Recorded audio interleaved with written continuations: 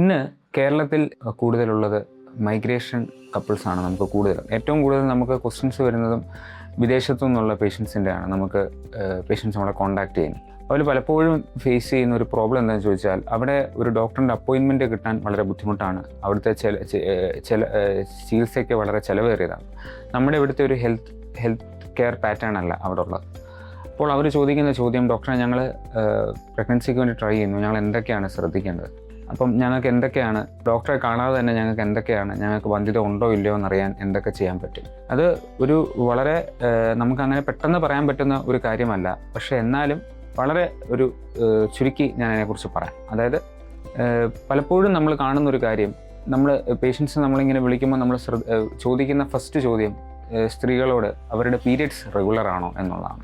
Periods regular ആണ് എന്ന് പറയുമ്പോൾ അവിടെ 2-3 കാര്യങ്ങൾ കൃത്യമായിട്ട് മനസ്സിലാക്കണം. ഒന്ന്, മാസമുറ കൃത്യമായി വരുന്നുണ്ട് എന്നുള്ളതല്ലാതെ മാസമുറ കൃത്യമായ പാറ്റേൺ ആണോ അത് ഫോളോ ചെയ്യുന്നത്. അതായത് 28 മുതൽ 35 ദിവസം വരെയുള്ള സൈക്കിൾസ് ആണോ നിങ്ങൾക്കുള്ളത് എന്നുള്ളത് പ്രത്യേകം ശ്രദ്ധിക്കണം. പലപ്പോഴും നമ്മൾ വന്ധ്യതയുള്ളവരിൽ കാണുന്നത്, അവർക്ക് ഒന്നെങ്കിൽ പീരിയഡ്സ് കൃത്യമായിട്ട് വരാറില്ല, അല്ലെങ്കിൽ ചിലർക്ക് പീരിയഡ്സ് നേരത്തെ വരും. പീരിയഡ്സ് നേരത്തെ വരുന്നത് പലപ്പോഴും കുഴപ്പമുണ്ടാവണമെന്നില്ല. പക്ഷേ ചിലപ്പോൾ അത് നേരത്തെ വരുന്നുണ്ടെങ്കിൽ അതിന് ചെക്കപ്പ് ആവശ്യമാണ്. പിന്നത്തെ നമ്മൾ പ്രധാനമായിട്ടും അവരോട് ചോദിക്കുന്ന ഒരു ചോദ്യം, നിങ്ങളുടെ സെക്ഷൽ ലൈഫ് എങ്ങനെ ഉണ്ട് എന്നുള്ളതാണ്. അതായത് നിങ്ങൾ ഒരു 10 പീരിയഡ്സിൻ്റെ ഏറ്റവും ഫെർട്ടൈൽ വിൻഡോ, അല്ലെങ്കിൽ നിങ്ങൾക്ക് ബന്ധപ്പെട്ടാൽ പ്രഗ്നൻസി കിട്ടാൻ സാധ്യതയുണ്ട് എന്ന് പറയപ്പെടുന്നത് പീരിയഡിൻ്റെ 10ാമത്തെ ദിവസം മുതൽ 21ാമത്തെ ദിവസം വരെയുള്ള സമയത്താണ്. 10ാമത്തെ ദിവസം മുതൽ 18 അല്ലെങ്കിൽ 21 ദിവസം വരെയുള്ള സമയത്താണ് നമ്മൾ പ്രഗ്നൻസി ലഭിക്കാൻ സാധ്യത ഏറ്റവും കൂടുതലാണ് എന്ന് നമ്മൾ പറയുന്നത്.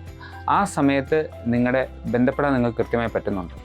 അവരുടെ സെക്ഷൽ ലൈഫ് എത്രത്തോളം നല്ല രീതിയിലാണ് പോകുന്നത്. അതായത് സെക്ഷൽ ലൈഫ് നല്ലതായിട്ട് പോകുന്നു എന്ന് നമ്മൾ പറയുന്നത്, ഒരു മാരീഡ് ആയിട്ടുള്ള കപ്പിളിന് അവർക്ക് ആഴ്ചയിൽ മിനിമം 2 അല്ലെങ്കിൽ 3 പ്രാവശ്യം അവർ ബന്ധപ്പെടുന്നുണ്ടോ എന്നുള്ളതാണ് നമ്മൾ നോക്കുന്നത്. പ്രത്യേകിച്ച് ആ ഫെർട്ടൈൽ വിൻഡോ പീരീഡ് അതാണ് നമ്മൾ നോക്കുന്നത്. പിന്നെ ഇതാണ് സ്ത്രീയുടെ കാര്യത്തിൽ നമുക്ക് ബ്ലഡ് ടെസ്റ്റോ കാര്യങ്ങളോ ഇല്ലാതെ നമുക്ക് നോക്കാൻ പറ്റുന്ന പ്രധാനപ്പെട്ട കാര്യം. ഒന്ന്, അവർക്ക് പീരിയഡ്സ് കൃത്യമായിട്ട് വരുന്നുണ്ടോ, നേരത്തെ പറഞ്ഞ പോലെ അത് നേരത്തെ വരുന്നുണ്ടോ, വളരെ ഡിലേഡ് ആയിട്ടാണ് വരുന്നത്. മറ്റൊന്ന്, സെക്ഷൽ ലൈഫ്.